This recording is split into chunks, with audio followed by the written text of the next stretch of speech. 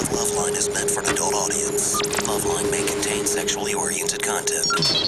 Listener discretion is advised. Loveline starts now.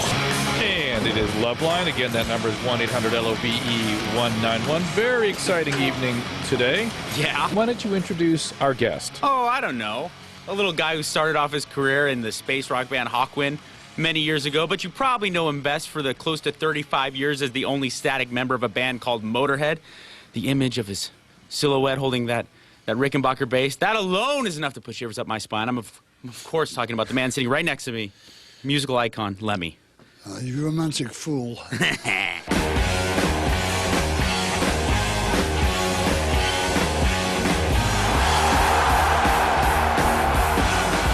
man's the modern Jesus. Yeah. To be honest, he's fucking Jesus Christ. Motorhead is my life. Without Lemmy, there'd be like Motorhead, there'd be no Metallica, no Megadeth, no Slayer, nothing. There wouldn't be any of the heavy metal we have today. Rock and roll, he's Lemmy. Lemmy, he's rock and roll. Rock and roll! Hey babe, don't act so scared. All I want is a special care. If I hear Motorhead, I will bang the whole time. Lemmy is God. They drop a nuclear bomb on this planet, Lemmy and cockroaches is all that's going to survive. Move over for a damage case.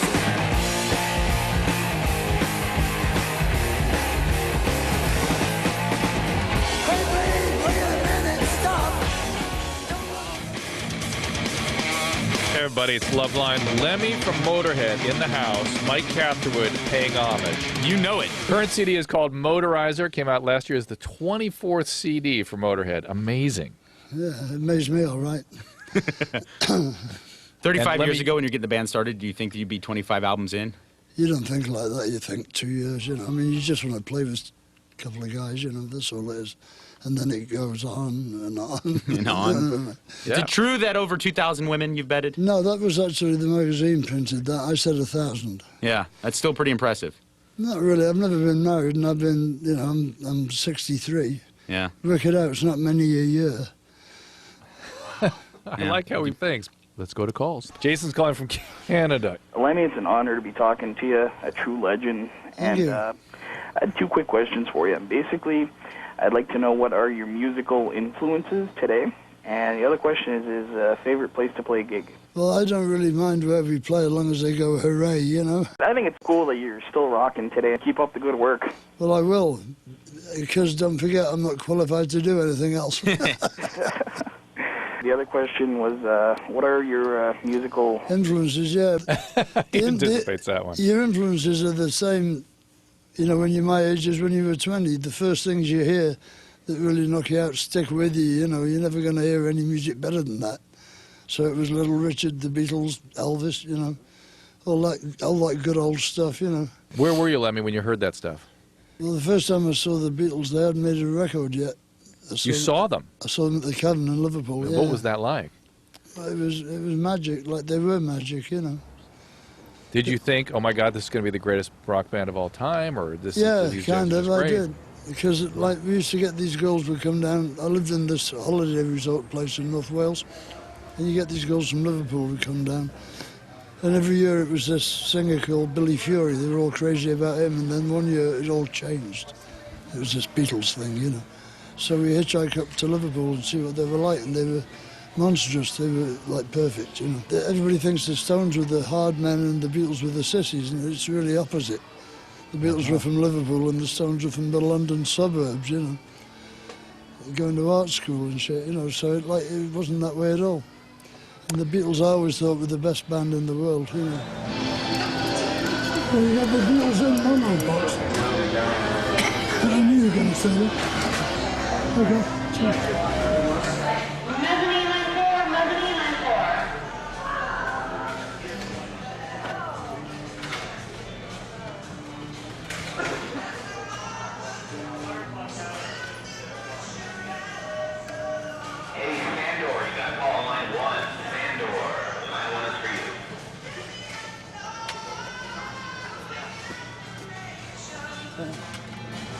How about that? Did you find that? The owner gave you hers. Yeah, I'll come over right now.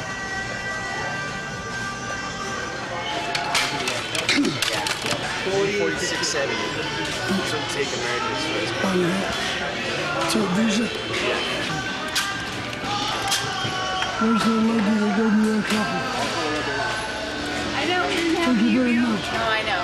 I was like, all right, I gotta give it to you. I got it in the name of rock and roll. So there you go. And it sounds great. Yeah, I think you're really good. that's how they're supposed to sound. Yeah, exactly. The original, the whole The thing. original idea. A couple of them, like, I mean, Sgt. Pepper sounds amazing. So I think you really like it. And I know Thank you're you. going to stuff. Thanks very All much. right, see you later.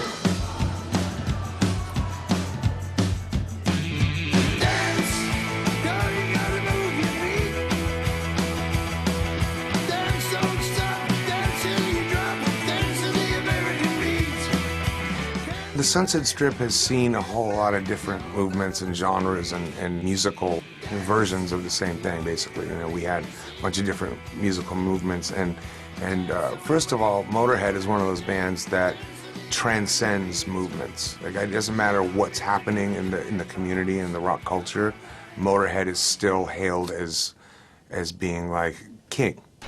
When he moved to LA, became part of the scene, he was already embraced. It was just basically his throne was waiting for him. Sound of speeding. 2 cameras, Mark. Action. Lem, someone I want you to meet. Hank Moody, the writer. Obviously he's not from LA, but it's really interesting to see like how much of a staple Lemmy has become, especially in Hollywood. He's become a Los Angeles icon, you know? Cut. Ready? I don't know if he does fit in LA. LA's so fucked up, you know, but he doesn't really fit. I think Hollywood has to fit him. No, all we have to do now is do that another 147 times and we go. A lot of people are LA bashers, you know. It's like, especially people from up north in San Francisco, you know, that kind of thing. Oh, that's LA, La La Land, or whatever they call it. And, you know, it's just a land of, you know, pretentious people and all that kind of thing. There's a real weight to this town. There's a real history to it. I think it's got a lot more balls than a lot of big cities, frankly. Lemmy looks like an LA rocker to me. I mean, he's just got that thing about him. He's got the part that's combination biker, musician, or, you know, guy that works at the car wash. You know, he's got that old school LA look. He doesn't change it, and I don't think it was created, you know.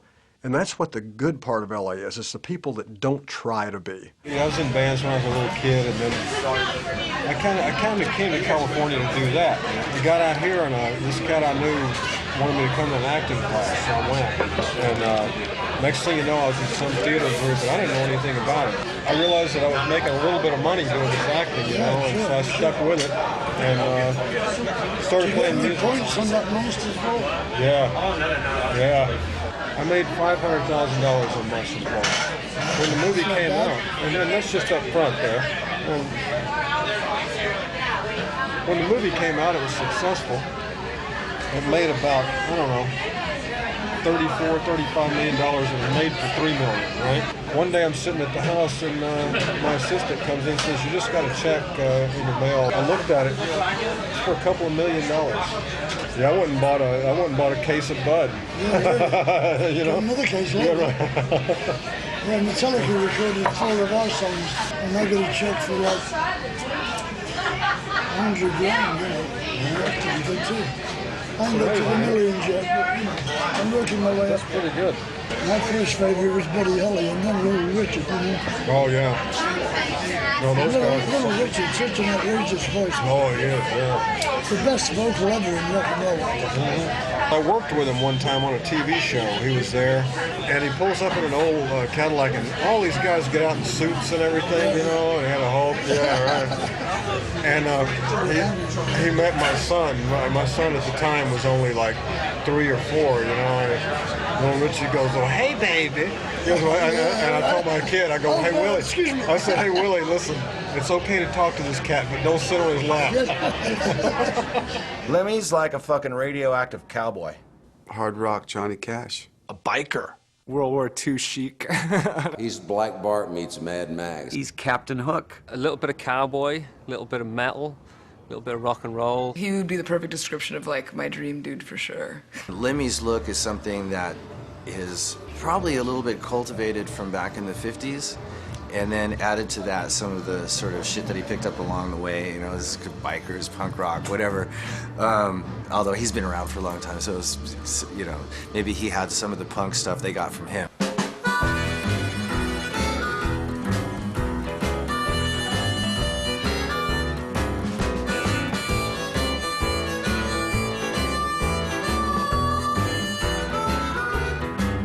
Describing Lemmy's style is not that easy because, you know, from boot to boot, it always changes substantially. Let me tell you, babe, what I say is right. He's got a very distinctive and good aesthetic sense. He actually will bring me drawings of what he wants.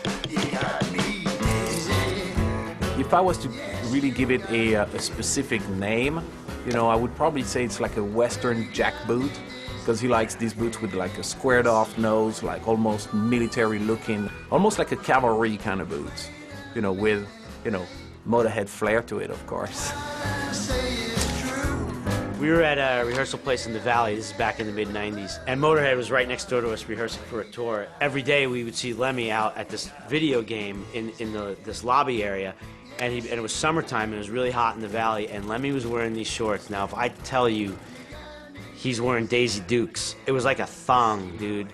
You would walk out of our door, and the first thing you would see when you walk out of our room was Lemmy bent over this machine. So it's basically Lemmy bending over with his ass in your face. That's a weird scene. And we're all wearing shorts, but our shorts are, you know, like board shorts. Finally, you know, I got the balls to walk up to him, and he's playing the game, and I'm like, hey man, hey Scott, how are you? And I'm like, hey, you know, we just all been wondering. He's like, what's that? And I said, what's the deal with the shorts? Like, seriously. And I'm like thinking, like, I'm afraid, is he gonna punch me? Like, what's gonna happen here? And he's like, what? What do you mean? And I said, they're really short. Like, what's it like? We see your ass every day. It's kind of weird. And he goes, what? It's hot out. These are shorts. And he like kind of steps back. He looks at me and goes, those aren't shorts. Those are pants. These are shorts. I'm cool. And he just kind of goes like this. Like it made absolute sense. So bad, baby, I don't care.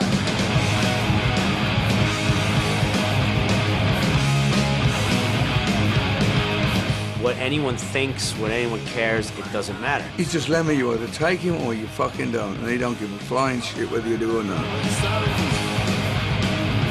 There's no words. It's just, he's Lemmy. I mean, it's almost, it should be a verb. You know? Nobody told him to do anything that he wasn't completely natural and comfortable doing. And that's rare, man. And that's why I think we respond with respect, because we want to be like that. I think he's a renegade. You know, there's not that many of them anymore. Everybody assimilates, you know, go along to get along, you know, to get what they need to get. And I don't see Lemmy as that kind of guy. I see Lemmy as doing things his way to get where he wants to go. And that's attractive because people don't do that anymore.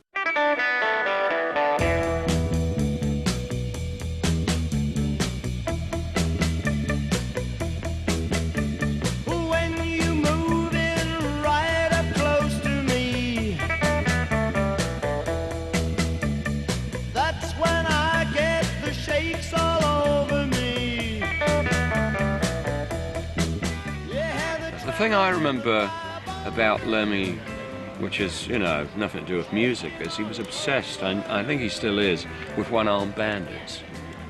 You know, you know? And I can remember Dingwalls, a little club in London, very, very popular by the canal. I think that's probably the first time I ever met him. You walked into Dingwalls, and just inside the door was the one-armed bandit, and without fail, he would be on that. And sometimes all night, you know. I don't know if he ever won, but God, he would play that thing for hours. He loved it. I've never seen anybody love those things so much. They should bring out a Motorhead one-armed bandit, you know, and if you get 3 Lemmys, you win the jackpot, you know. Shaking all over.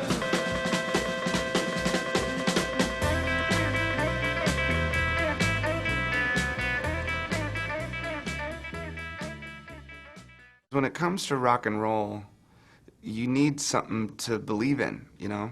Like, integrity means everything. Musically, of course, when you go and you see a band and you know it's coming from the heart, it touches you even more because there's some sort of human connection. If you go up and see some robots just moving around the stage, you might as well go home and play a video game or something. But when someone's playing rock and roll from the heart and they really walk it like they talk it, you pay more attention because it makes you feel like a human being in a way. Like, to connect to someone, someone doing something really honest or really true, it's important. And so, to me more than any other rock musician, I consider Lemmy a legend, you know. But to me, more than any other rock musician, he is the baddest motherfucker in the world. Mm-hmm.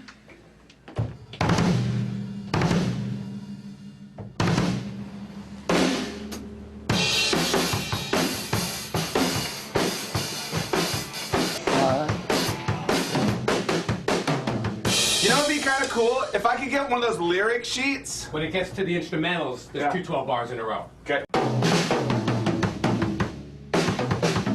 So Dave, let's just check the levels here for a moment with Lemmy, make sure that he can hear himself.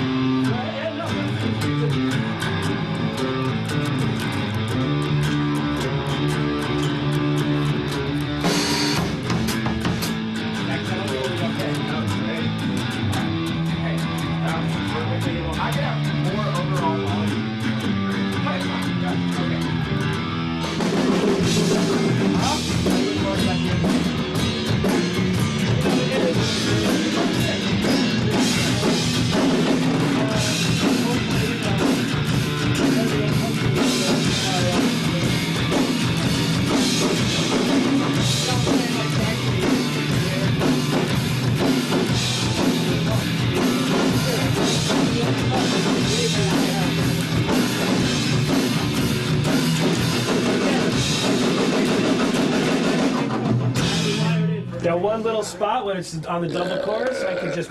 Yeah, it's a double chorus, you know. Fuck! No! For Christ's sake! What was Chuck Berry thinking? Chuck. I remember a show in England that I did with Meatloaf where the whole show was held up because Chuck Berry thought he hadn't been paid when his agent had been paid. Yeah. He wouldn't go on until he had a wad of money. You've been fucked so many times, you know. In the 50s, you know, there's no rules at all. You know, a guy would pull a gun and say, I'm not paying you, what are you going to do? Or even in the 60s and late 60s, Hendrix got burned fucking blind, you know. No. I mean, he never saw any of the money. I was fucking standing outside of LAX once getting ready to get on a plane. And this young black guy comes up to me and he says, hey, I read in an interview that the only person that you ever want to meet is Little Richard. And I'd always said that. Like, I don't give a fuck about anyone else. It's Little Richard, you know? Yeah. I said, Little Richard. And he goes, yeah, he's my dad. I said, shut the fuck, really? And he goes, yeah. He goes, come here. And there's this limo parked out front.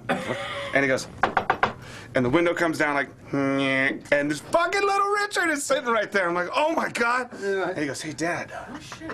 He goes, this guy was a nice. He's like, what? He said, this guy is a musician. And he goes, oh. And the fucking window comes down and goes, God bless you. How are you today? How weird must it have been to be gay and black in Macon, Georgia in the 50s? An amazing singer. The best rock and roll singer ever. I don't know who people consider the originator of rock and roll. That's who I think it's Little Richard, because nobody else had the fuck. He was crazy. Him, you know? Elvis, and Jerry Lee Lewis. Jerry Lee Lewis, That's it. too. Those three. Yeah. You can't tell who did the first, whatever, but like between them, they started rock and roll. Yeah.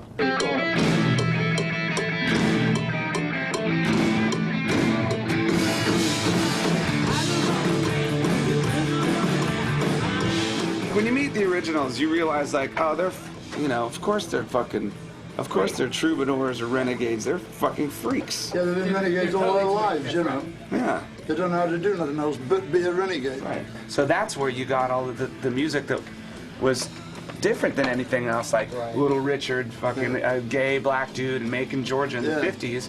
What was he going to do? There was nothing he could do but play rock and roll. Not going to be a boxer, is he? Probably not. People say, don't you like Prince back in the 70s, you know, 80s? I said, no, I've seen Jimi Hendrix. Well, he comes on with scarves all over him with the Stratocaster, you know, you're kidding. I used to score for Mitch, I used to score dope for him. And I used to score acid for Hendrix. He was a very fair man, you know, I'd give him 10 trips and he'd give me 3 and take 7. Very generous. You know, but you had to take him then on the spotlight. He would take 7. Yeah. Well, see, the thing is with acid, see, they say it doesn't work 2 days in a row, but we found out if you double the dose, it does. It does.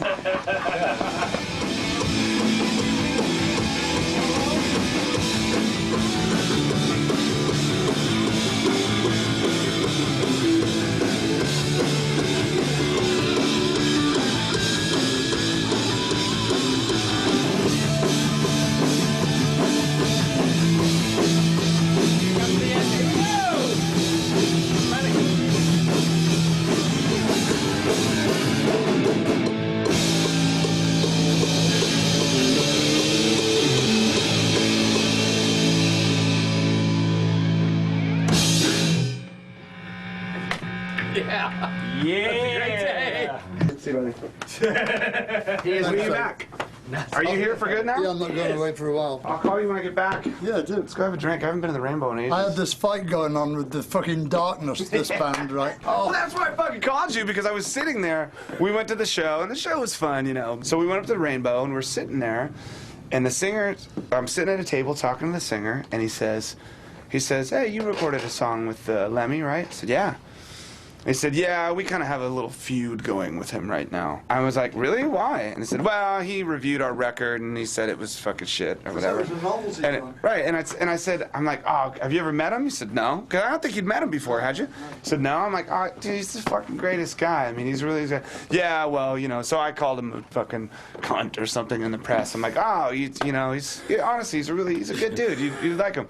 And then I said, yeah, I'm going to go take a piss. And I fucking got my cell phone. I'm like, Lem, what are you doing? Come on up for a drink. So I got that all the Darkness to send down there. He sees you coming. It was just like, oh, fuck me, no. And then Lemmy sat down, and at first I'm like, hey, Lem, what's going on? He's like, you know, just I wanted to go down to the Darkness gig, but they banned me from the show. And I said, oh, have you met Justin, the singer? Well, I talked to him for about, what, half an hour that night? Yeah. And he didn't change my opinion one bit.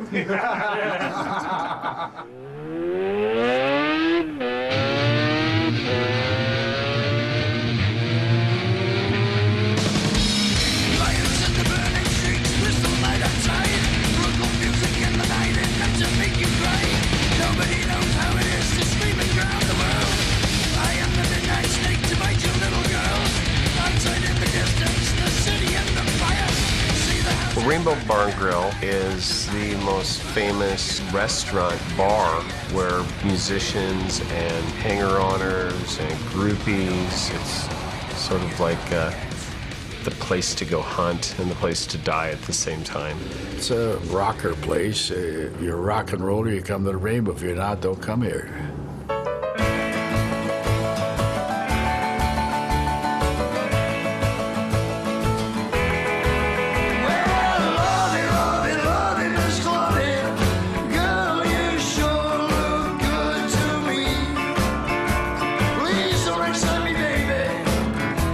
In the 90s, for me anyway, Lemmy became synonymous with the Rainbow because anytime you would go there he is playing the trivia machine, and it literally became a joke. Like, let's go to the Rainbow and have a drink and say hi to Lemmy, like jokingly, and Lemmy's there. You get so many tourists that come in, especially in the summertime, you know, right, is Lemmy hang here? Is Lemmy here? If he's not here, he's on tour. He's got to be one of two places, the Rainbow or on tour. Just give Lemmy that game, a Jack and Coke, and a cigarette, and he's there forever. When people come in here and they'll go on the game and they'll go, it says Lemmy up there. And I'm like, yeah, that's Lemmy from Motorhead. No, you can't believe it. It's like in the middle of the afternoon. Then all of a sudden, here's Lemmy sitting down at the bar. I've seen everything from like chicks like welling up to the frat guy Oh my God! It's the best when they start crying, though. It's just so cute. Anyone that wants a picture, he'll take one. You know, anybody that wants to talk to him, he'll talk to him. But you gotta let him play his Megatech first. He would just be sitting there, playing it, some sort of weird heavy metal meditation, mixed with Jack and Coke and something else that we won't disclose, you know.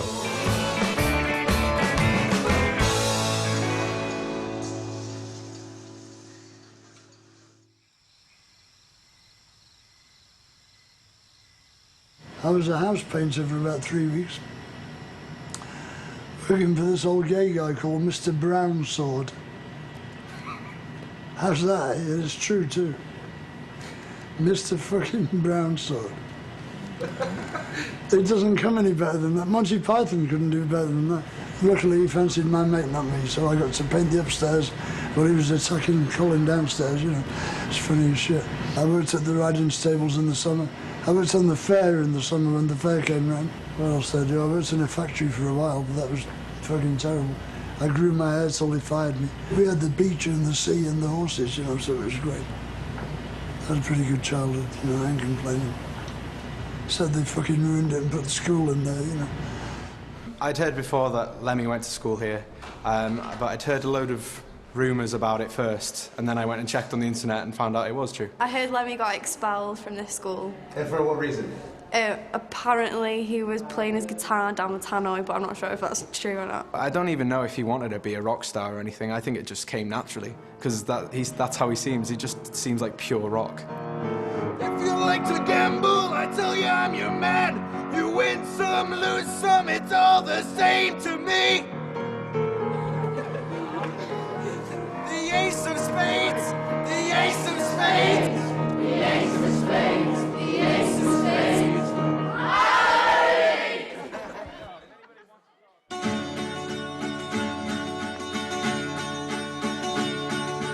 Dandy, dandy, where you gonna go now? Who you gonna run to?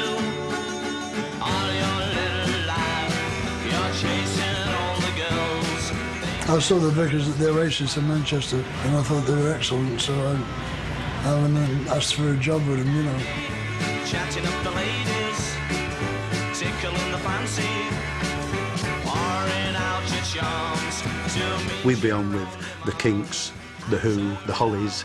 We played at South Pier, Blackpool with the Who, and all the audience were chanting, "We want the Vickers," and Roger Daltrey didn't like that. They were a damn good band, and compare very favorably with any of the bands that I had were, you know, bigger hits like the Who and the Kinks and Manfred Mann and all those people. At the time, they're about as big in the north as the Kinks were here in the south, like, you know.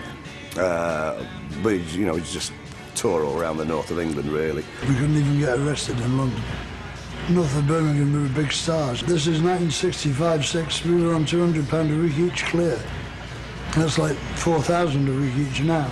And we all had Jags, and we had a speedboat, for Christ's sake. We used to go water skiing on Windermere. It was rock and roll with a bit of thump, very aggressive. And he would actually go up to his amplifier and feed his guitar back, and he would make them scream. See, when I first joined the Vickers, they were ambitious. They settled into this routine of doing the same gigs every year, you know, the circuit. And they became, in the end, in fact, a cabaret show, you know. So it wasn't for me, really.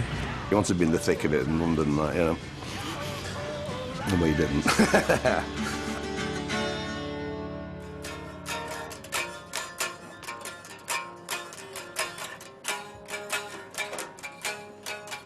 What I really like, you know, about the Lemmy mythology is that he used to be a roadie for Jimi Hendrix, too, which scores a lot of points in my book, man. He would rather play an instrument than carry it.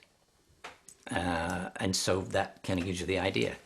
I think just as a resume piece, you know, defining, you know, what is a rocker, you know, I mean, to his core, you know, the kind of guy that if I can't be in the band, I'll carry their equipment. He hung out with musicians and he just did it continually until people let him play.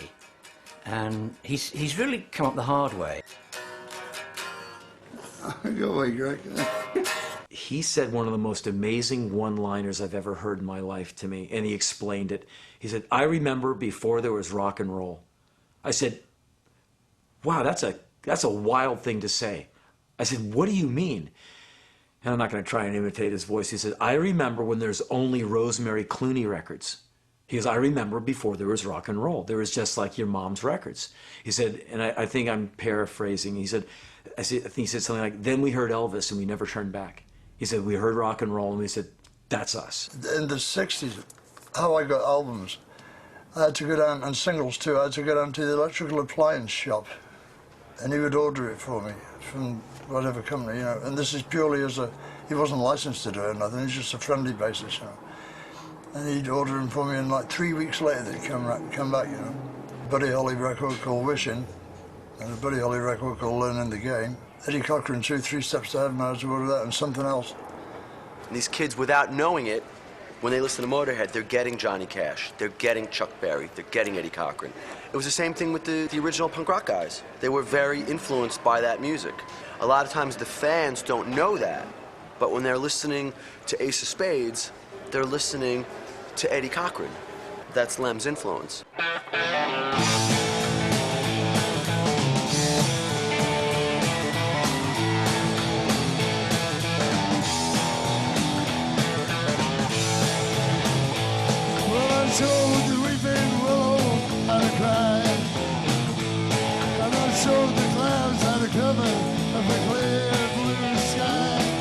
Headcat is just, it's like what we did when we were teenagers and why we played music in the first place. We're playing the songs that got us into it, and the music is so real and so like unpretentious that people can't help but like it.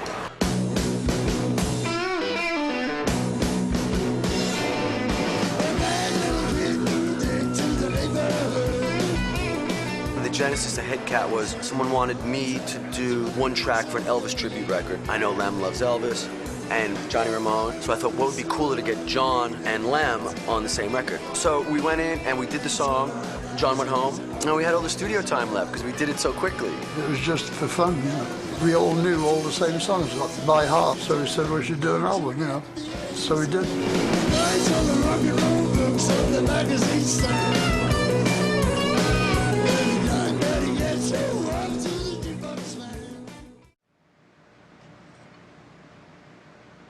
This apartment is like a fucking museum. It is a museum, really. I've seen museums with less shit in them than I got. It's one of those things, you know, this was like available and it was near the Rainbow, you know, which was the only point of reference in LA I had, you know, because all I've ever done is come stay at the Park Sunset, wherever it was, and come up to the Rainbow, you know, which was what we used to do. There you go, he's pretty cool, isn't he? Really? That's the Metal Hammer Award, 2 of them. This is a porcelain model of me done by somebody and given to me on the road. It's pretty interesting shit, you know, you get given some great stuff. But the platinum album is from Joan Jett, and the gold one is from Lita Ford, because I wrote a song on that album. That's from the Wacken Festival in Germany, and this is my clan, the Scottish clan Fraser. And this is my honorary membership in the Rangers. There's my action figure. You got to keep it in the original box, see? Then one day it'll be worth as much as $5. Silver and gold record for Ace of Spades. This is from Hammersmith, Odeon. This is from No Sleep Till Hammersmith stuff. And this is by a German cat. It's really good too, huh? I wish I hadn't dropped it, you know, that's the only thing. Then why not move? Well, for one thing, I'm never going to get a place like for the money I'm paying here. I mean, I've got a place that's rent control. They can't put it at more than 6% a year, yeah? So I'm still only paying $900 a block from Sunset, you know. I'm never going to get a deal like that. And I'd want to live around here because I like it around here, you know. What's your most cherished possession in here? My son. Oh. Because he's the only one I got. I mean, I have another one, but I've never seen him, so he don't count, really. Neither have I, no. No, neither of us, no. Well, his mother went and found him 2 years ago. She said he's like 5 foot tall, it's just like me. And he's a computer fucking programmer or something. Really? Does he So work? she said, you know, she's a social worker, right? And she's put on a bit of weight, so she wears these like paisley smock things, you know what I mean? Like, and she said he put his head in his hand when she told him she was his mother. She says he hadn't got the heart to tell him who his father was. Put him out on the balcony with a fucking pistol, you know what I mean?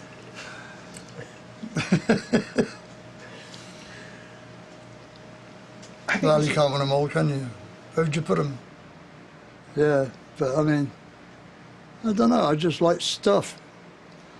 I've always liked stuff. Stuff is what happens, you know. In your life, you get stuff. Then you lose some stuff and you keep some stuff. And at the end, you leave it to some other poor bastard to be saddled with it the rest of their lives. You know. Don't worry, kids, you'll love all this shit soon enough. I'm looking forward to that. Yeah, really, I've no doubt, yeah. I'd rather have you than all that stuff. I know, yeah. I can never imagine why that is. Why people would rather have some gobsmack human, you know, instead of a load of money. Well, I never understood that. Well, money doesn't, you know, love you back, does it? I You can don't know, spend it, but it doesn't love you You back. can imagine it does. Well, I know that you met your dad when you were 6.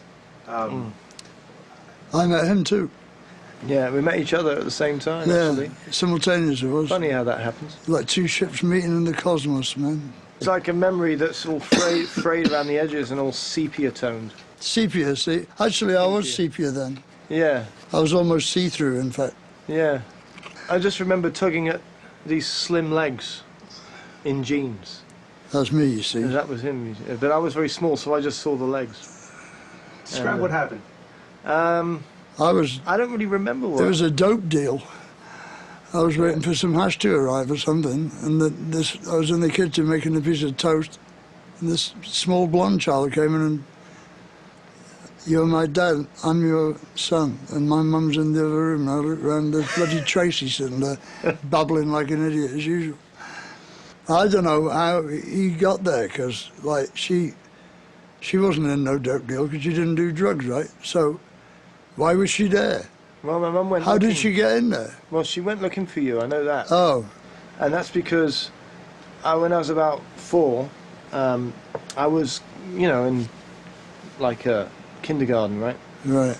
And there was this other kid that came up to me and he said, "I've got a daddy and a mummy," and I was like, "Well, I've only got a mummy, right?" But he said, "You must have a daddy because everybody has a daddy and a mummy." So I went home and I said, "Where's my daddy? Where's my daddy then?" You bitch. And I got this look like, "Oh yeah, we don't talk about him in this house." And then I think after that, you know, endeavours were made to introduce us to each other. Ah, you know, I didn't want to live with his mother, you see, because it was only like casual sex, really, you know. But I mean, I love Paul. I mean, I like Tracy. She's great, and she did a really good job bringing him up, you know, up to a point. And he's turned out to be a really clever kid, you know, and he's good. He's a great musician, you know. You have no idea how good he is, you know. My mum knew the Beatles, right? Oh yeah, she used to go out with John Lennon, didn't she? Yeah. Yeah. She Obviously trying to get to Paul McCartney through him. No, she lost her virginity to John Lennon. Yeah, right. The story that I've been told by my mum was that George liked her. Oh. And he would shyly, coyly look at her when she'd walk past the bus stop, and George would be standing there, and she wasn't interested in George. Right. And then, you know, but I don't know. I mean, maybe if she had been interested in George, it would have lasted longer than with John. Never know. It didn't last long with John, did it? No, it didn't. But she always talked about it. She was very smitten. But she with called John. you after Paul, not John. So, you know. Yeah, that's a strange one, isn't it? Yeah, she must have been thinking about Paul when she was with John, perhaps. Well, Perhaps she called him Paul, and that's why it didn't last. I've had some. Oh, I love you, I love you, Paul. Yeah. What? Yeah, Paul. No, we swapped girlfriends twice, didn't we? Yeah, we did. At the Limelight and then at the Stringfellows, wasn't it? Yeah. Yeah, we swapped girlfriends one night and then did it again about 2 months later. Yeah. Well, I mean, you know, a lot of chicks like that, you know, the old man and the son as well. Yeah. Must be, it's like screwing the daughter and the mother at the same time. It's like that, you know. You know, that kind of thing, yeah. Yeah.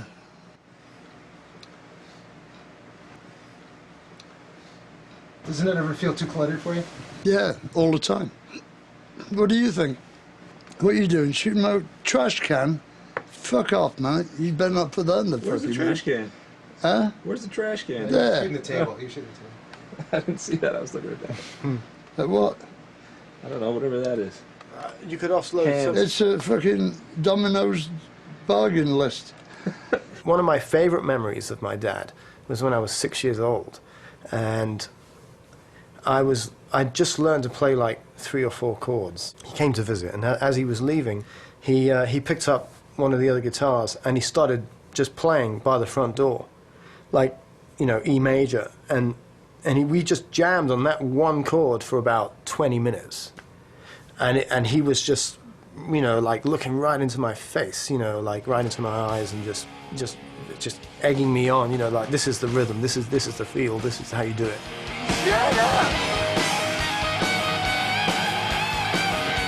Probably the 3rd time I'd ever seen him, or something like that, and so that was a major event in my life. The nicest thing he ever said to me was very recently, when he said to you, and you asked him what is the most precious thing in this room, and he said, you know, my son. And I was kind of blown away by that. I wasn't expecting that response. You know, I mean, you know, I wasn't thinking he would say that, but you know, that was like amazing. It was wonderful. Thank you. This is my son, Paul. Hey, not bad for an only child.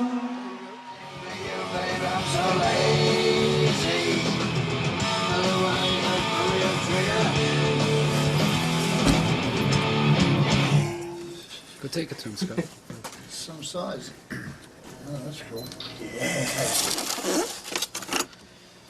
I present this tank.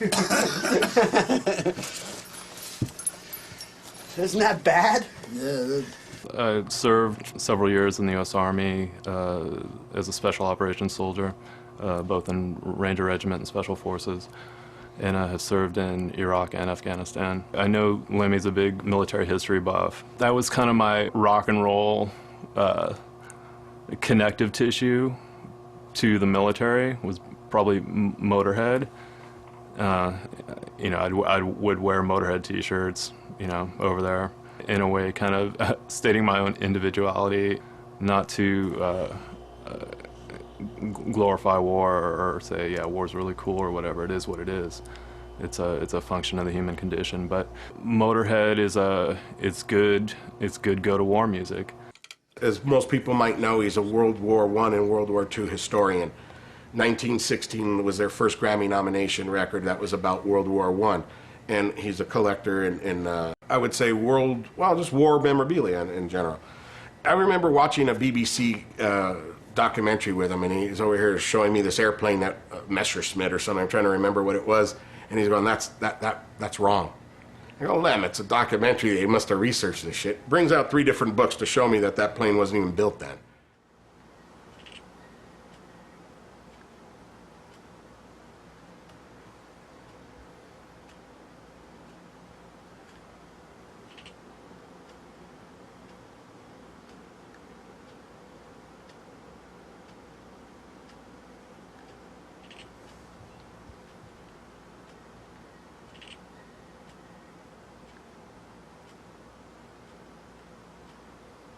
Everybody collects something, right? Drummer in my old band used to collect elephants. There's elephants all over his fucking apartment. I think my collection took more interest.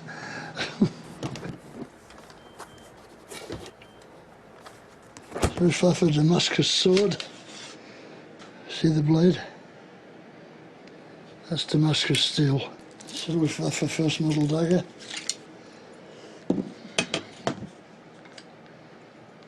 Quite pretty, I think. Purely decorational. These are Masonic daggers. Look at that. Huh?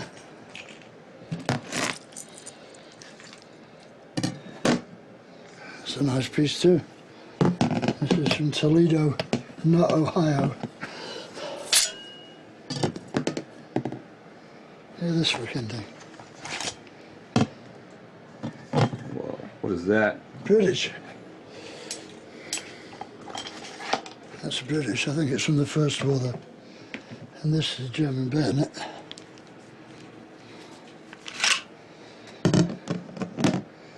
That's seen action.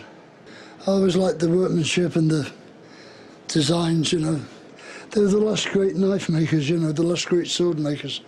It's a craft in Germany that has largely disappeared now, you know. Even a lot of the American swords were made in Germany. In the Civil War, there was a lot of German swords used in that war. And up to the First World War, obviously, yeah. I got Argentinian stuff, I got Yugoslav, I got Croat, Slovakian. And how long has it taken you to mass this collection that you have? Is it years and years, right? 19 years, yeah. When I came over to the States, I had nothing, you know. So there we are, come on.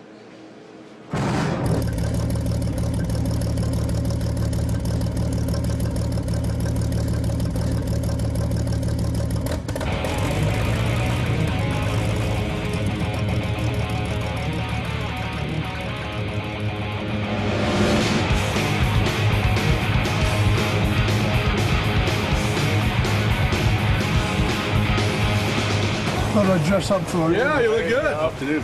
See you on How you doing? Tuesday. Good to meet you. I'm Jim. Scott, nice to meet you. Steve, how you doing? Hey. We pulled all that and check it out. MP40s, the G43, Yeah, K98. that's a nice gun, that. That's a 251-9. Chassis of a 222, isn't it? 251. 251. There's the head, sir. What was the chassis? A 38T. 38T, Right. check chassis. No, Yeah. Czech one. Right, Skoda. right. So, Did you have to restore it? yeah, it's got the, it's got an original engine in it. There you go. Over there on that side.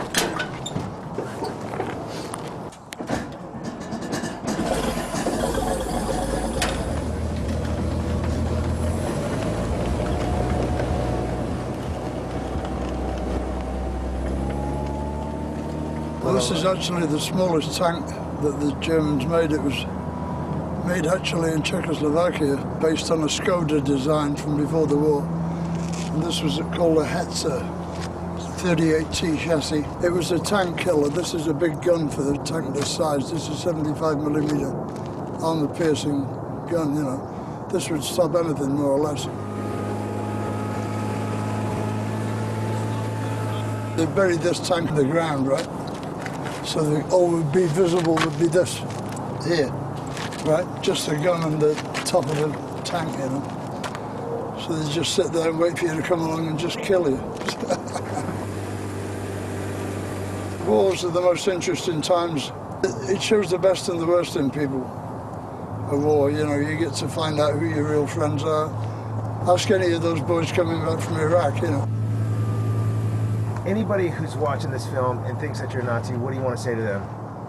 Well, I've had 6 black girlfriends so far, so I'm one of the worst Nazis you ever met, right? Imagine going to Nuremberg and introducing my girlfriend to the Fuhrer, you know, like, yeah, I don't think so. I just dress how I like to dress, you know. I don't ask anybody else to do it, you know. It's a free country, supposedly. I've often said if the Israeli army had the best uniforms, I'd collect them, but they don't, you know. So there you go, you know, I can't help it. It's ridiculous to think that I could be them. I'm about as far from it as you can get. Fire!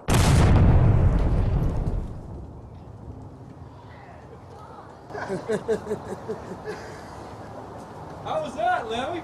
That was great.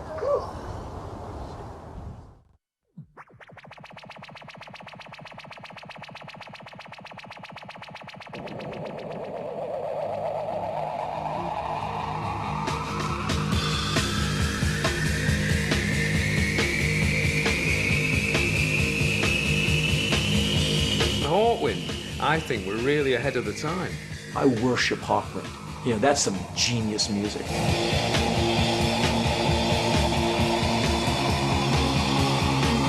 They were kind of like the prog rock group that punks were allowed to like. I just took a ride and I saw the machine.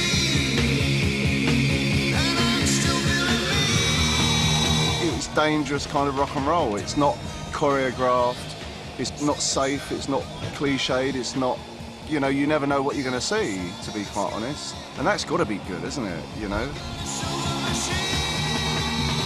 We're a space rock band, so, I mean, a lot of the music we play was around science fiction stories, which we'd sort of interpret and put into music, so we're a pretty heavy rock band with nice flowing electronics. People thought we were some sort of hippie fucking flower people. It fucking wasn't true, man. We were like a black nightmare, man. We used to lock the doors so people couldn't get out.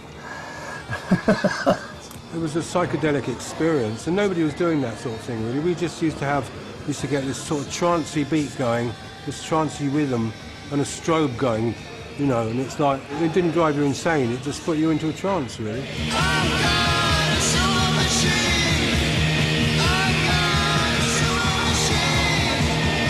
It's quite odd as New Order. The driving sound that Hawkwind had, the very pulsy, percussive keyboard sounds, you know, we would actually listen to that and try and emulate it, you know, in songs like Temptation and Everything's Gone Green. We actually did try and rip off Hawkwind. And they represented the first sort of counterculture, Alternative. you know, with IT and Oz Magazine, and that was all very coming up. romantic. It was a wonderful time to grow up, to be a kid. Yeah. But mostly I remember standing at the front, drooling at Stacia. The girl with the breasts out. With a girl with her breasts out, which was incredible for a 12 or 13-year-old. You know what I mean? It was like our education. We were a bunch of misfits, basically. It was like a family, you know, it was like a family. And we had a huge following, you know, because we do any gig, and we do a gig in London, it would be like a drug dealer's convention. And Dick and Lemmy were sort of always into a lot of speed and grumpy.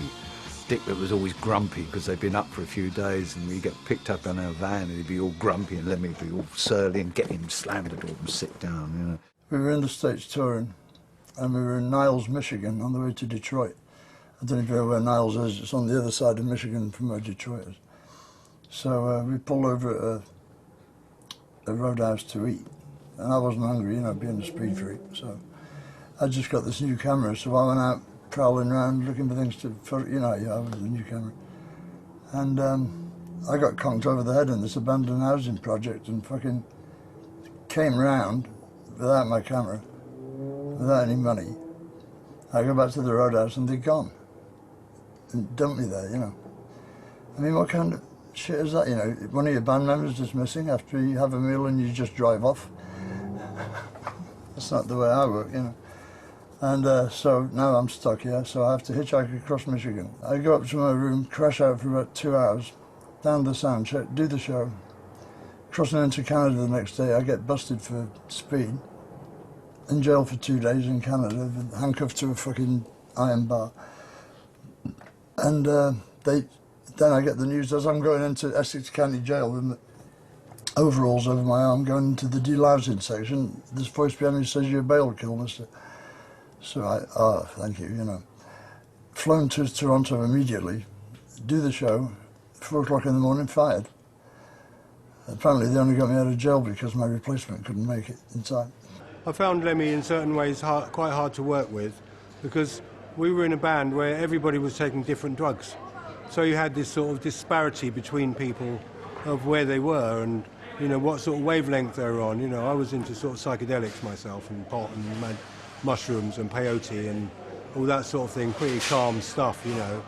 And I think Lemmy was more into amphetamines. He used to hang the band up because he was never on time to leave in the morning, when we had to get up and catch a flight somewhere, and we'll all be downstairs waiting to go, and Christ, you know, where is he? You know, I'll have to go upstairs, and he'd be still in bed, you know, you'd shake, come on, Lemmy, for Christ's sake. And it did cause a lot of stress within the band. All of us, you know, all of us got pissed off over it. When, you know, just one or two, we did get pissed off over it. And then he got busted at the border, sort of thing, which seemingly, when you were on tour with all the stress factors, like the last straw, you know what I mean?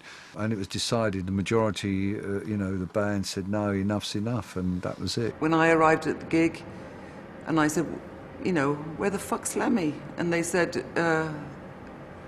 this other guy, Paul Rudolph, was taking his place, that they'd sacked Lemmy, and I mean, I was devastated, but I'm the type of person who, I keep a lot inside, So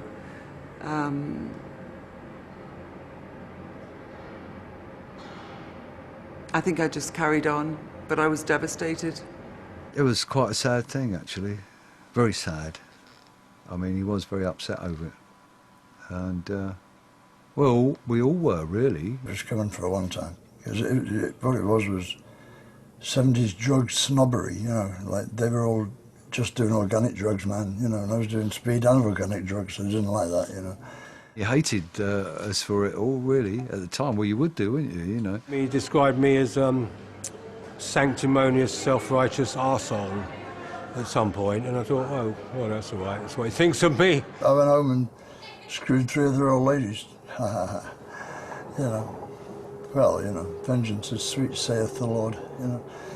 And I must admit, I was banging one of them already before we left. But it was a great time. I wouldn't have traded it for any other band, ever, you know. In fact, I would have probably been in that band right now if they hadn't fired me. But they are. And it was quite good for him, because look where he is now, so...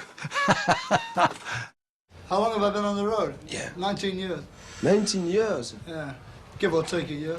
I mean, isn't it boring after a while?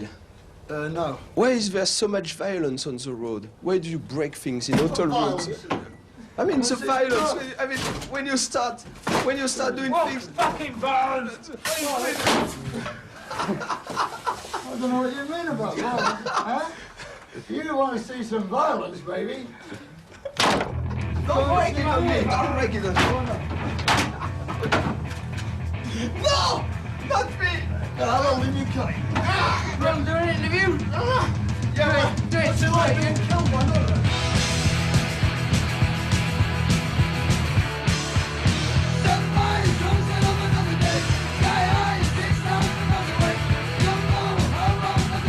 Lemmy was at the beginning of heavy metal, you know, maybe even pre-Black Sabbath. If they'd said to me, who would you say was the original metal band? That's, you know, not me. I mean, it was, I tossed between Lemmy and Black Sabbath, but I would say Lemmy and Motorhead. They took elements of what existed as heavy metal, mixed it with punk, and created this frantic, intense, powerful music form that, you know, went on to define heavy metal as we know it. It was just brash, in your face. It was like getting socked by an overhand right, you know. It was like Mike Tyson in his prime. I remember you turned the radio on and it was like really, really rancid disco, bad boy band pop music, you know. The Osmonds, stuff like that. And you'd go and see a Motorhead show and it was completely different. A silver-tongued devil, a demon witch. I know just what I'm doing. I like a little innocent bitch. You know, I could not believe that there was a guy singing like that on a record and people were digging it. It's like, whoa. When one of the headlines we had, the worst band in the world, you know, but it was in big letters. Well, I mean, it was fucking great. You know, so you didn't give a fuck. Well, you kind of care to a point, but, you know, but the kids were turning up, you know. I want to see the worst band in the world, you know. They must be great. Motorhead was speed music and 3 people on speed. Consistency of energy could be contributed to that, and our slim figures. I think everybody just tried to be that heavy. After that, nobody's achieved it. We fancied ourselves, Guns N' Roses did, like, if we could ever be even close to as heavy as Motorhead, we'd be successful. Back when I was young, in like late 70s, early 80s, we were very punk rock, you know, and I had my little shelf of my old rock records I bought as a kid, Steve Miller, Aerosmith, Led Zeppelin, all these bands I used to go see. And then punk rock happened. Then I saw The Clash and the Ramones, and my life was changing, and all of a sudden that's the old in with the new. And you'd see someone with long hair, like, well, he's a hippie, I can't listen to that music because Johnny Rotten says that this. And then someone would pull out the Ace of Spades record, and you're like, oh, well, wait a minute, because this kind of goes against the gospel of the punk rock, because they're long hairs and it's metal, but you put the record on and go, damn, man, I can't help it. I'm a Motorhead fan. It was their look, it was their attitude, it was their music. You felt by listening to their records that they didn't fit in. You felt that. And when you didn't fit in yourself, there was that instant fucking lightning bolt connection, like, oh shit, they're one of us, they're us.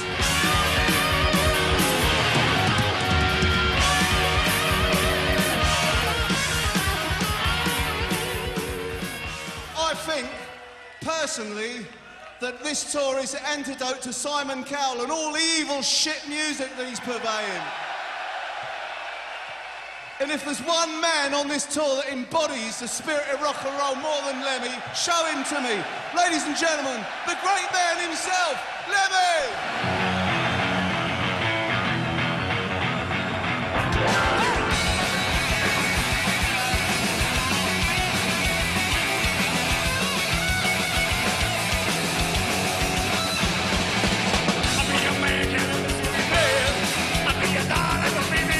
The Damned split up, and Brian James went off and did other stuff, and we thought, well, could we possibly have a Damned without Brian? We thought, oh, we need someone who can really play bass. So we asked Lemmy, and he instantly said yes, he would do some gigs with us. As a laugh, me and Scabies said, yeah, let's see if he'll play SOS by ABBA. And, you know, so, we thought there's no way in the world. We just did it as a joke. And then we said, yeah, I'll give that a go. And he played it. He played a whole bunch of Damn songs, and we did one of his, one Motorhead song, and we fucking ruined it. Yeah, he wasn't pleased about that. He said, I learned all your fucking shitty songs and you ruined my one. One fucking song, you bunch of cunts. The great man himself. Killed by death. Metropolis. Overkill. I don't believe a word. Some people might be like, killed by death, that's stupid. I'm like, no, you're stupid. Lemmy is an amazing lyricist, powerful lyricist, smart, sharp. The first lyrics are just so twisted, just straight in your face. Don't talk to me, I don't believe a word. But that's the way I like it. Maybe I don't want to live forever. I mean, who can say it better? You know, I mean, that is one of the most prolific lines. You win some, you lose some, it's all the same to me. I kind of live by that. Fuck Keith Richards. Fuck all those dudes that fucking, you know, that survived the 60s and are fucking flying around on Learjets and, you know, living up their gunslinger reputation as they, you know, fuck supermodels in the most expensive hotel in Paris. It's like, you know what Lemmy's doing? Lemmy's probably drinking Jack and Cokes and writing another record. 2, 3, club.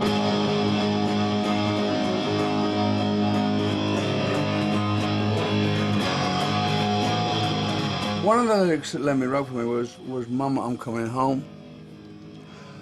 And it's really a haunting feeling because it's like when I give someone who doesn't know what the situation with my wife and I really is, it's kind of spooky when somebody writes a lyric and you sing that lyric and you go, fuck, you know, it's so close to home, you know. Every time I play that on stage, it's like I get a chill up my spine, you know. Just a clown in a one-horse town in the broke-down second-hand car. Can you still get it up? Or are we pushing too hard? I think if you ever had a beautiful girl, you had to use your MasterCard. Nah. Let's go again. Can you still get it up? Or are we pushing too hard? If you want to get your hands on the beautiful girl, you gotta use a MasterCard. Let's listen to what we have, okay? Yeah. Look, pills. Ooh. What kind of pills are they? Vitamins? No. No. Diabetes. And one for blood pressure, I think. I mean, I told him my blood's pressing just fine. Every time I cut myself, it comes right out. Okay, that's it.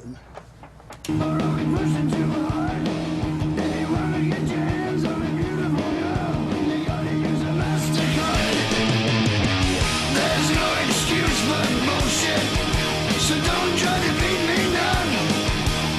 You better take some action. Bring it on, bring it on. We were sitting around talking, and he asked me about a quad injury. I had torn my quad like maybe a year before that, and he just out of nowhere said, you know, when you tore your quad, did you think that was it? Did you think your career was over? Were you finished? And I said, you know, it went through my head a few times, and but I just kept going with it. And he said, you know, when they told me I was diabetic, and and I was really sick with it, which was actually right before he did my song. He said, at first I thought, I'm done. You know what I mean? It's all over. But then he said, I started thinking about it, and the fuck am I gonna do? He said, I've lived my whole life this way. I've done everything I've done up until now to get to where I'm at. I'm not gonna change. And the quote that always sticks with me, he said, I do all the stuff that I do, drug-wise and drinking-wise and all that stuff, and at the end of the day, he said, I'm too old to find God now. I told you, man.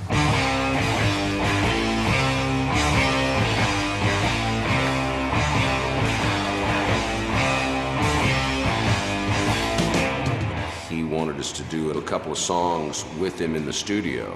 He came in there with a bottle of Maker's Mark whiskey, and I started drinking with him, and we really didn't get much done because we were just drinking, and he was like playing guitar and showing me stuff, and then we'd stop, drink. And the next day, I had to go to the hospital. Lemmy gave me alcohol poisoning, basically. There's the Marlboro Reds, there's the Jack Daniels, there's the speed, there's the strippers, and there's the gambling. That's what he liked.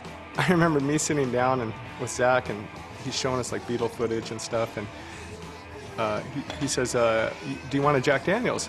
And me and Zach are, far out, So I remember this. He takes out a fifth of Jack Daniels and cracks the seal, and then hands it to me. And then, so I take a swig off it and hand it to Zach, and Zach takes a swig of it, and then he goes to hand it back to Lemmy, and Lemmy is opening another fifth for me and opening another fifth for him. Like, it was like having a beer with the guy. He wanted us to drink the whole fifth, just like, we're drinking a beer. We're like, holy shit, no. First time I ever met the guy, says hello, and proceeds to offer me crystal meth. This is a fucking hardcore dude.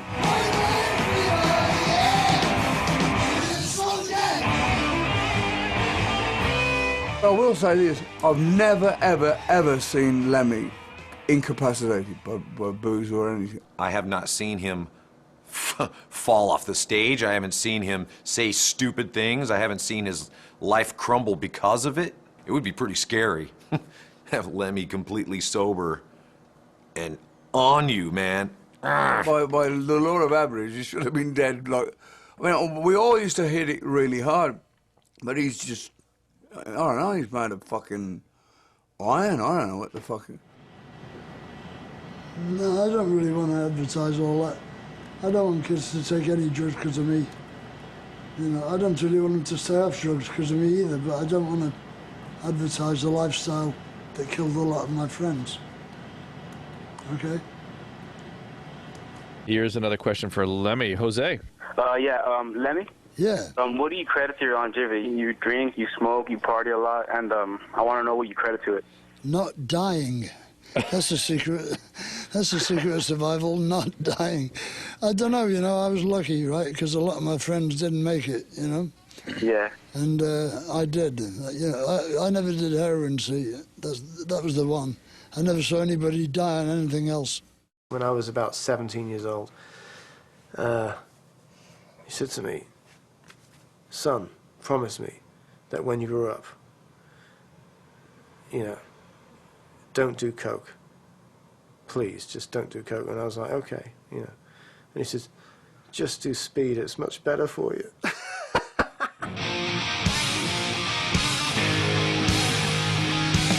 When you think back on it, Motorhead was the original thrash band.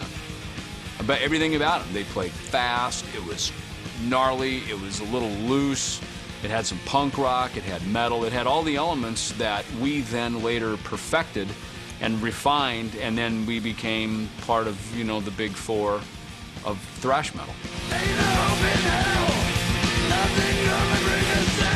You could definitely say without Motorhead, There's no Metallica, there's no Anthrax, there's no Megadeth, probably no Slayer. There could have been, those bands would have been like Anthrax Light or something.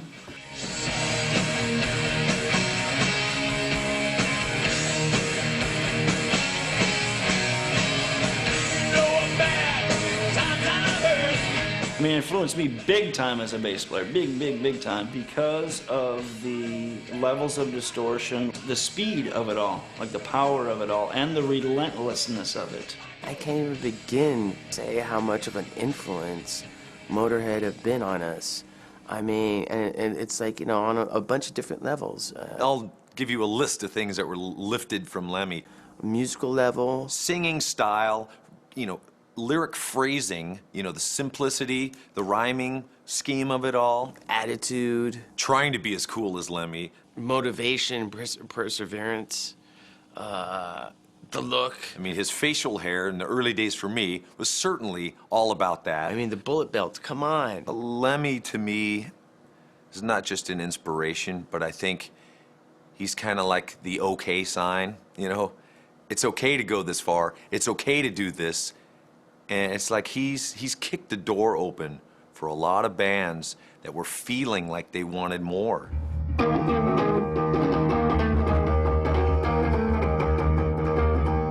way to feel the dark. I can't sing that way. Like the opposite. I can sing down here. You like it low? You take the high mic and I'll take the low mic.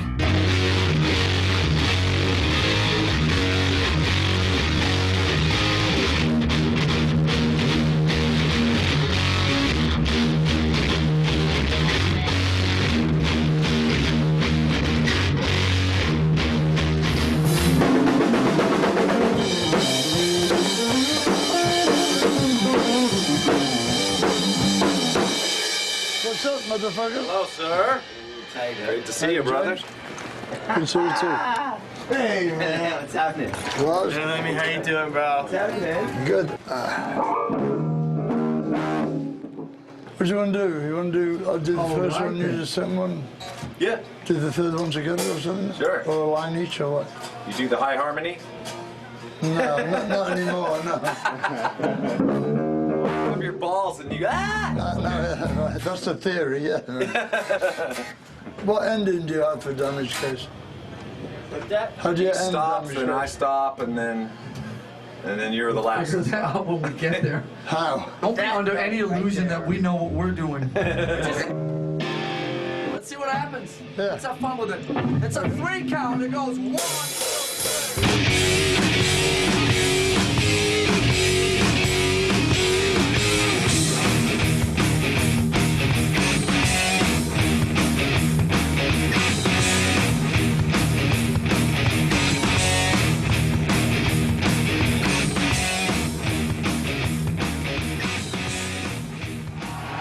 Isn't it time to go home yet? I didn't think so. You can see there's an extra amp up on stage here. We have the distinct pleasure of inviting on stage with us one of our all-time idols, and I know the reason that Lars is so into music. Right? He followed him around, pestered him forever. I think he even threw up on him, something like that. Lars is the biggest Motorhead fan on the planet, all right? And here is the godfather of heavy metal. From Motorhead, the one and only Lemmy Kilmister!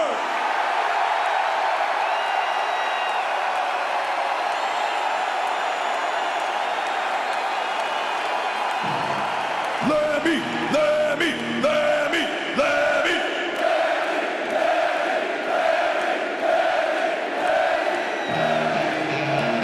All right.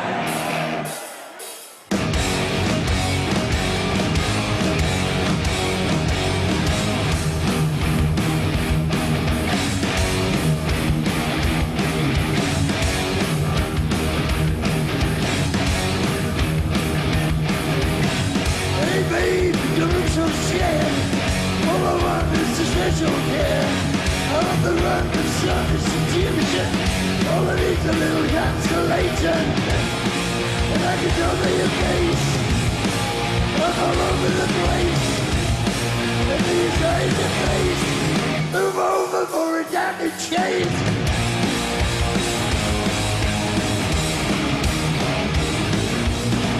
Baby, don't act so scared. All I want is a special care. Don't victimize you. All I want to do is tantalize you. And I can tell by your face, I'm all over the place. I'm a total disgrace. Move over for a damage case.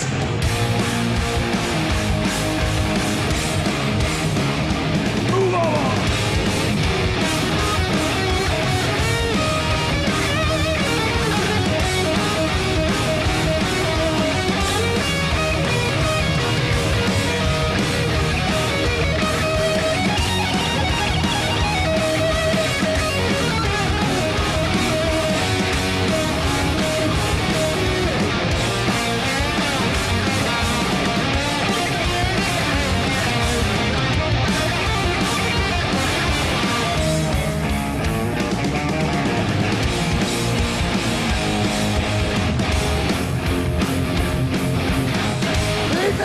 Don't turn away. I'm here tomorrow, I'm done today. I ain't looking to victimize you. All I want to do is tantalize you. And I know that your face. I'm all over the place. I'm all over the place. Don't go over for a damage chase.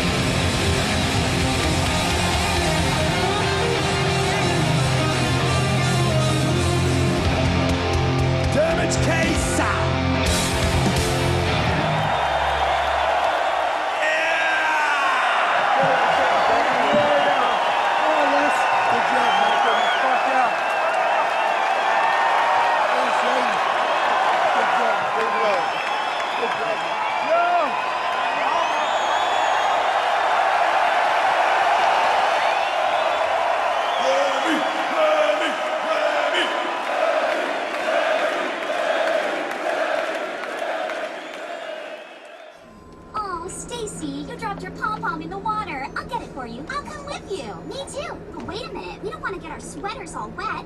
Better take them off. No. Splash fight!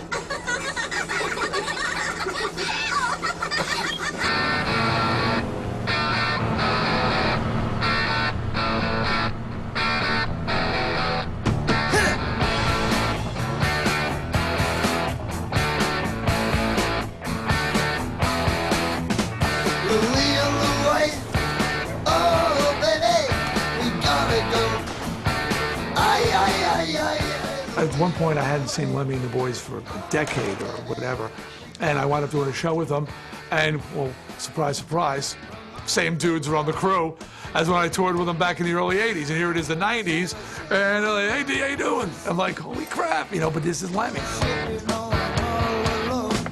It was just like a big family kind of thing, without getting too cliche. We rely on each other. We love each other, we hate each other, we love to hate each other. We've done a tour, we've gone home, come back. The first time you see him again, everybody's like, oh, you know, it just feels tight. It's not that band crew thing with this lot, it's just friends.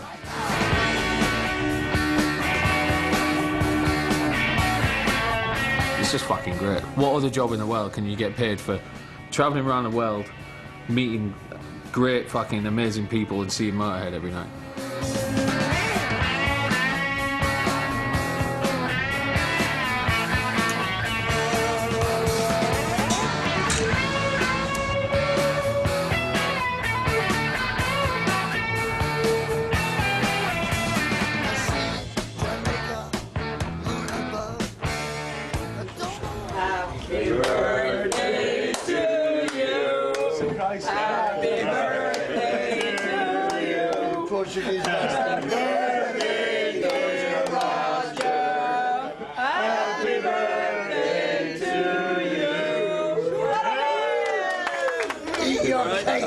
responsible little fucker. Yeah, you're older now. What I've seen in rock and roll bands that I've been in, you know, the money comes into play and then the attitudes change. You fucking want to act like a rock star. Motorhead doesn't do that. Motorhead isn't in that. You know, Motorhead's in it for the music. Motorhead's in it for the fans. Well, we come up from together, bronze head and the tracks. We still have a goal, you know, to move this band forward and to sound the best and to be able to, you know, write good records. There's no faking going on here, you know. I used to say, there's not a fake bone in Lem's body, and that really is true, you know. And I can say the same for Phil and myself as well, that we're not faking us through year after year, you know, pretending or so. And I think that is reflecting out, you know. It's like an aura around us, I suppose.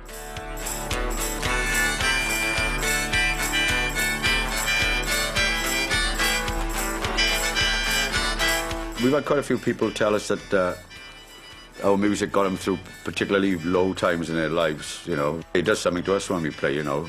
For some reason, it's great. I don't know what it is we do, the magic thing, but it gives you a good feeling, and I guess it's the same for the fans, like.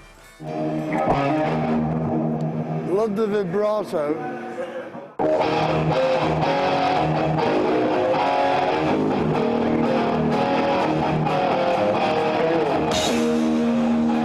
I asked him for his autograph when I was 12 years old, folks.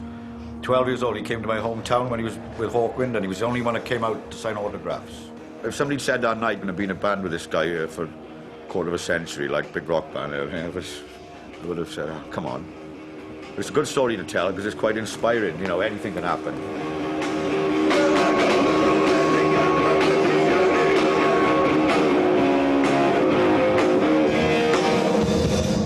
Fucking microphone. What's the point? Listen to it. Didn't you know that was doing that all afternoon? I mean, there's nobody tested the mic before. I've done a few gigs with Motorhead and gone to sound check with them. It's so fucking loud. You really can't do much. So, you know, there's a lot of yelling going on. 1, 2, 3. That's perfect. Just a bit more. An ear doctor would probably be amazed at just how well Lemmy can hear, considering the abuse he gives his ears. There's one thing about Lemmy, he'll always hear you if you offer him a drink, even if you walk up behind him. We're the loudest band in the world, in the Guinness Book of Records. You know, that's what people want. They want it loud. They want it loud, they want it fast, they want it Lemmy. Is it loud enough? Are you sure about it? This is Returno. Skull Killers.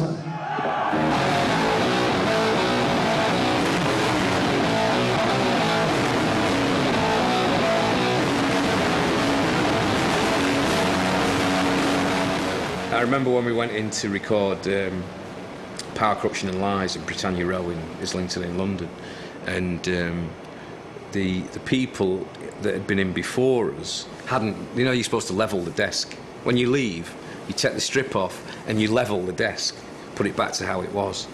And they hadn't done it, presumably because it was late when they finished. And I said, well, the rotten fuckers. I said, who was it? And he went, oh, it's Motorhead. And I was like, oh, fucking great. So we put my bass through his channels on the desk, and it sounded shit.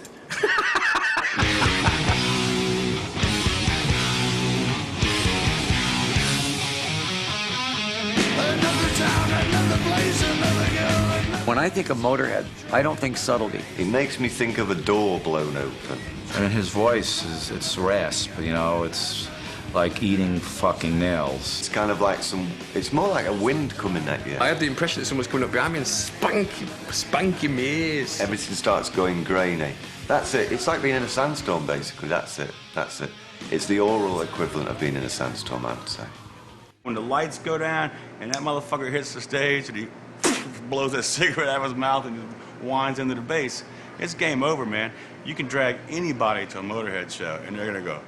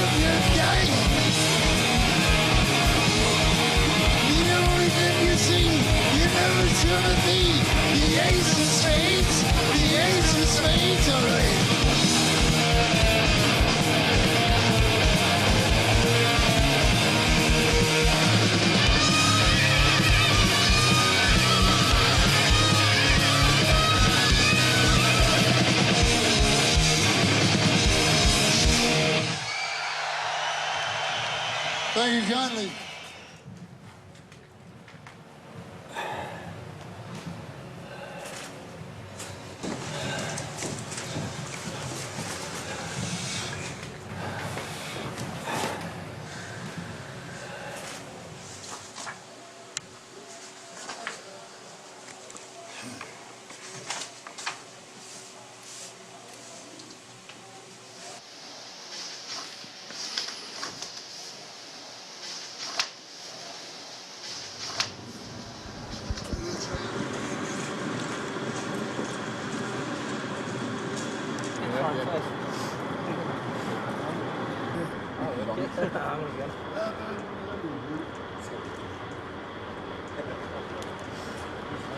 Next election, I'm gonna run against you, and I'm gonna win.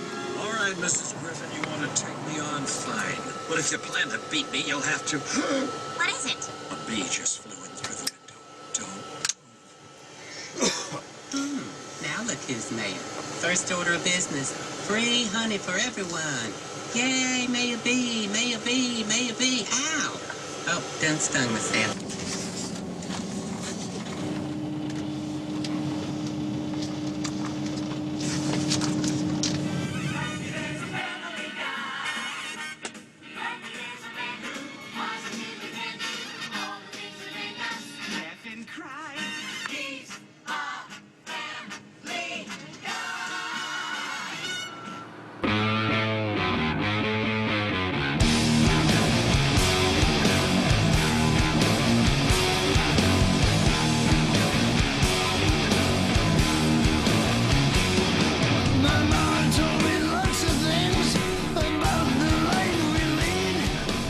Everything about Lemmy's playing sets him apart from other bass players, and for that matter, any other musicians, now that I think about it. I think the biggest thing is the Rickenbacker and the Marshalls. That's a sound that I don't think I've ever heard anybody create on bass. And he plays it a lot like some heavy metal guitar players play. He doesn't play guitar on bass, but it almost sounds like guitar. Well, the basic difference is that most bass players sound like this. Whereas I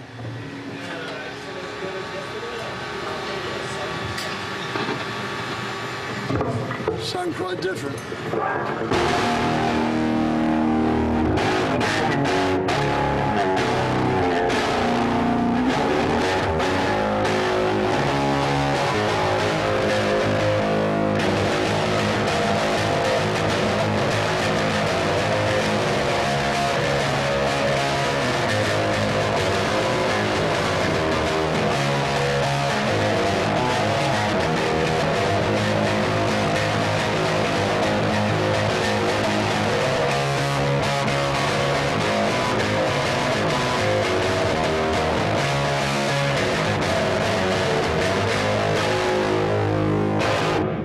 Like that. I always wanted that sound, but I didn't necessarily know it then. You know. It evolves, you know. What would you say, Tim? Sorry. How would you say my bass playing encompasses my personal personality and my outlook on life generally in the modern 21st century already? Well, I think the phrase hammer and tongs comes to mind. Really? Yeah. Not hammer, an anvil. An anvil and tongs. Anvil and tongs. Yeah. And hammer. And hammer. And stuff like that. Yeah, very hard. Actually, he's never heard us, like when we both... at the same time when we both about different things, like... Because you're talking about actually, you know, he talks of one thing one minute and out the other.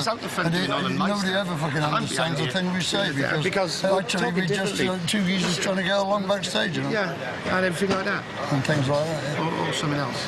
Americans usually have a nervous breakdown around now. How do you know the CIA weren't involved in the Kennedy assassination? He's dead, isn't he? How do you sell a deaf guy a frog? Do you want to buy a frog? How do you make a dead baby float? 2 scoops of ice cream, 2 scoops of dead baby.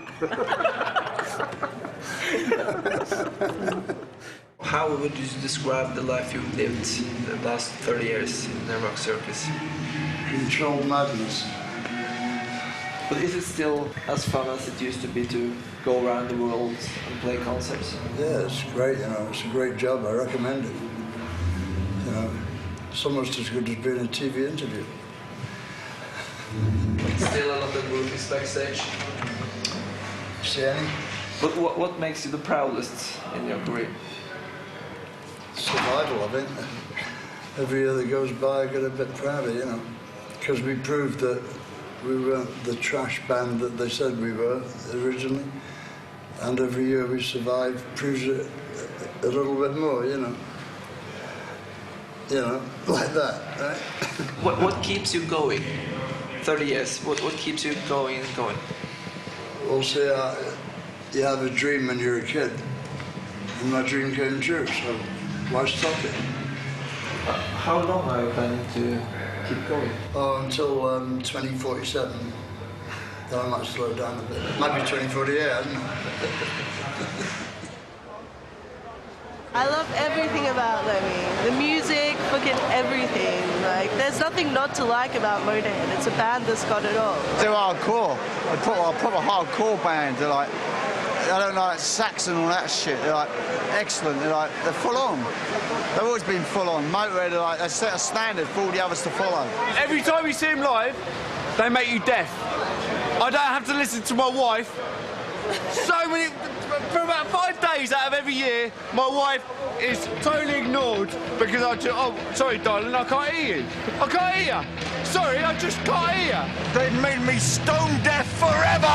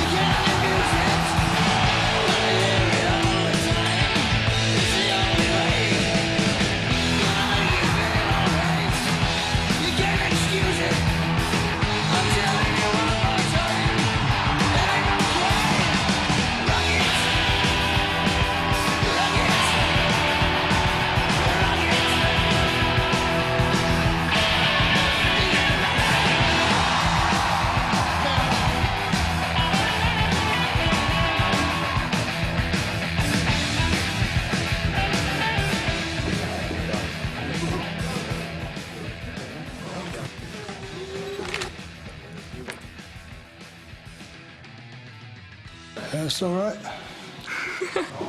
It's the biggest thing that's ever happened to me. It's huge.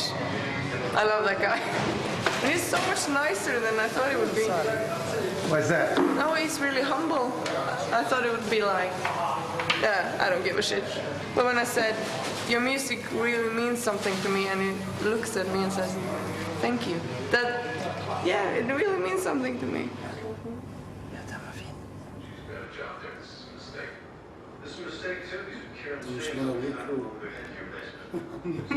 You look at him, he's probably very intimidating, but this is one of the nicest guys you could ever meet. I mean, there's so many people that hit him for stuff, and you know, you just look at him, and most of the people in his position would not pay attention to half of these things, and this is a guy who go out of his way to help anybody. You just see it in his heart. When I was married before, right, and we were all on the road together. My husband was a huge, at the time, my husband Matthew, comes from Indiana, like just redneck kid, idolized Lemmy, like huge Motorhead fan. So we're on tour with Motorhead, and me and Lemmy immediately have this connection. Me and my marriage was heavily on the rocks, and you know, Lemmy, like my husband just wouldn't talk to him or, you know, anything, and Lemmy just would come up with T-shirts and like, hey Matt, you know. And when we actually separated, he was telling all these people in town, and we were from Athens, Georgia, so it's a very, very small town. He was telling all these people that me and Lemmy were having this affair and blah, blah, blah. So he, and 8 months later, he died. So, but when I was going through all of his things, his mother gave me all these things to go through. I found a letter from Lemmy, and like he had written him a letter saying, you know, I know at one point you really liked my band, and like, you know, just so that you know, for the record, you know, Corey and I are really good friends. There's mutual love and respect there. She did nothing but talk about how much she loved you, and you know that I would never cross that line. I'm not that type of man, and you know, and it was just so cute because when you read the letter, and it was like, I know at one time you liked me and my band, and it's Lemmy and fucking Motorhead. It's like so bizarre, but he wrote this really beautiful letter to him, and you know, with the you know, with the red candle wax with the stamp on it, you know, on the back, and sent it to him, you know, like that type of shit, man. You know, it's like he's a very, very honorable, generous, good man. He's very much a complex, emotional person, but there is a kind of a distance in that he's purposefully put in between there. Do you know what I mean? And I think a lot of that is because, well, from what he tells me, is from his youth, and how he's always had to look out for himself, and he's realised that 90% of the time the only person he can depend on is himself. Can you tell me about the people who've been most important in your life? Well, my mother, obviously, because she brought me up on her own, you know. And my granny for filling in during the day. I mean, they were really important. And they really dictated my outlook on things, you know, because being brought up by two women is different from having the big, heavy husband guy in the house, you know. So I never got the, like, let's go out and kill some small furry animals, son, you know. Like, I never had that shit going on, you know. I just never missed a father because I never had one, you know. So I didn't care. He was just a miserable little dickhead with glasses. And all he ever did for me was walk out on me. I think I understand women a lot better than some guys do. Because women want the same things as guys do, they just don't want them for as long. Guys want the quick fuck in the alley all their lives, you know, whereas girls get tired of that pretty quick. You know, they want security, and security means you have to give up everything that might be a risk to their security, you know, which is why I'm not married. My dad once went out with a woman that he really fell in love with when he was very young. I mean, he must have been about 17. And this girl died of a heroin overdose. And, you know, my dad is anti-heroin. I mean, he will not have anything to do with someone who's on smack. But this girl, and I think it's because of this girl, you know, because he really loved this girl.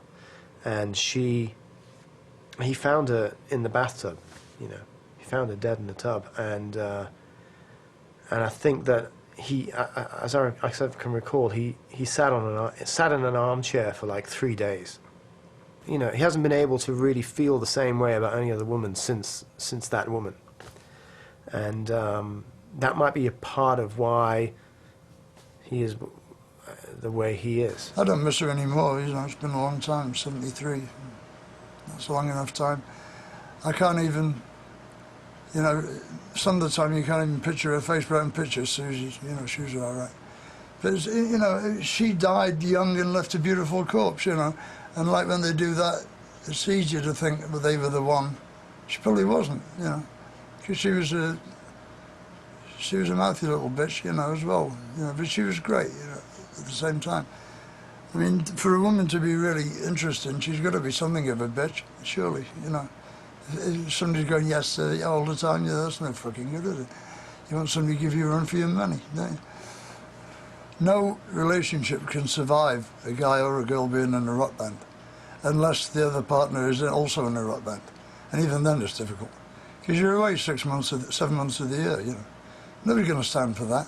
Either they want to go with you, which doesn't work, or they sit at home and have affairs, or if they sit at home and take care of the kids, they build enough resentment because they think you're having a whale of a time on the road, you know. It can't work. It's one of those things you have to make up your mind between rock and roll or your beloved one, and since sex only lasts for, what, half an hour at the very top, rock and roll set lasts for an hour and a half, you know, so I think we got that one sorted out. Do you ever stop filming? Huh?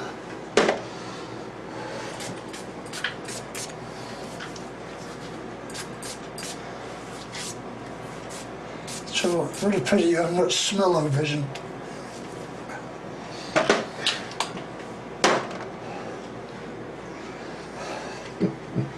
Yeah.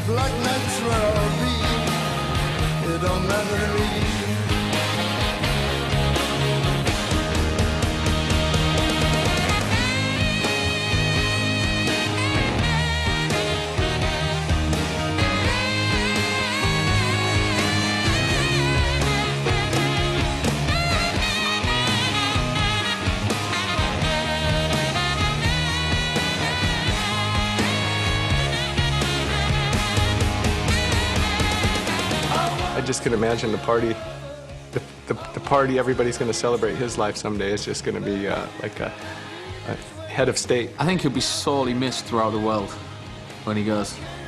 But then, I think the way it'll be, and I think the way he'd want it as well, there's not going to be many tears shed, but many, what fucking great times we had. Do you know what I mean? It's going to be one of those. It's going to be a sad day, but also a day where everybody's going to get together and talk about the great fucking times that they had with that man and his music.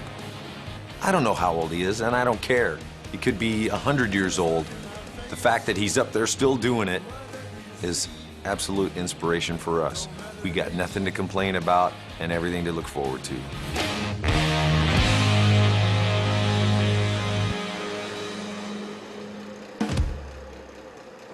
And this is what I am.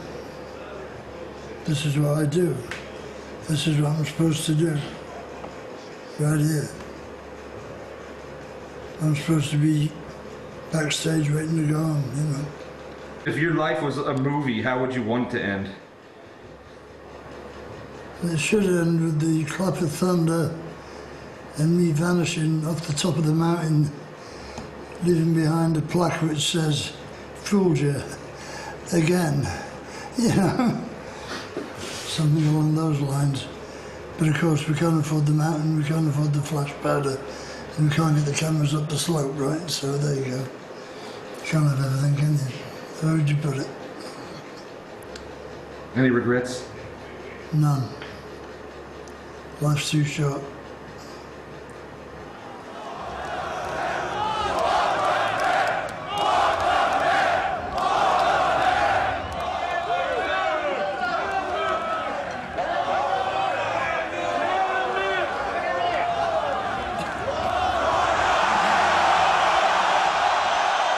I'd like to say that you're one of the best fucking crowds we ever played for. Thank you. Don't forget us. We are Motorhead. And we play rock and roll.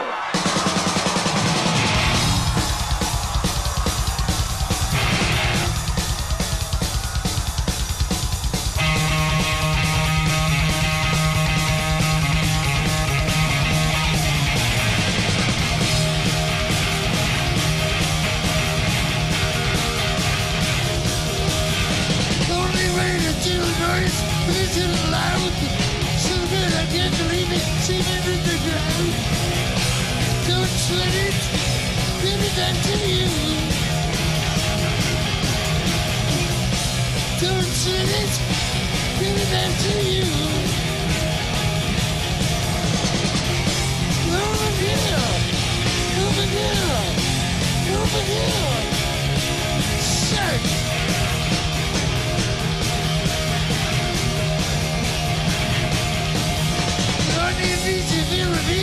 Sit to your spine, shake your head, give us again. Don't make you blind. Don't sweat it, bring it back to you.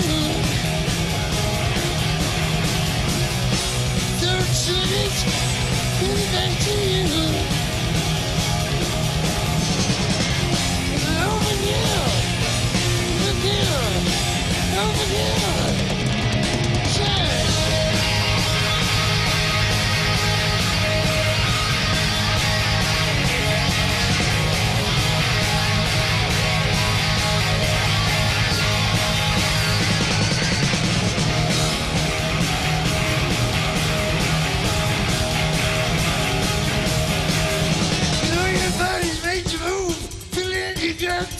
Rock and rolling, but the name don't make you fuck.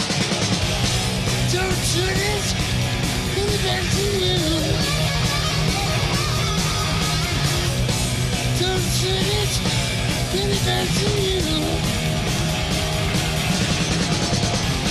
Over here, over here. Child.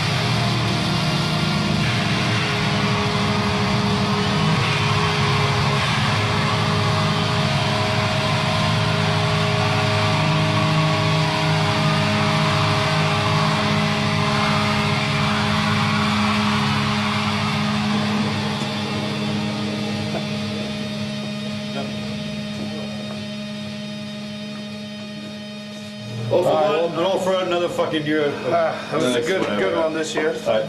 Nice one. That was too good. Fuck off back to your dressing room. It was alright this show, wasn't it?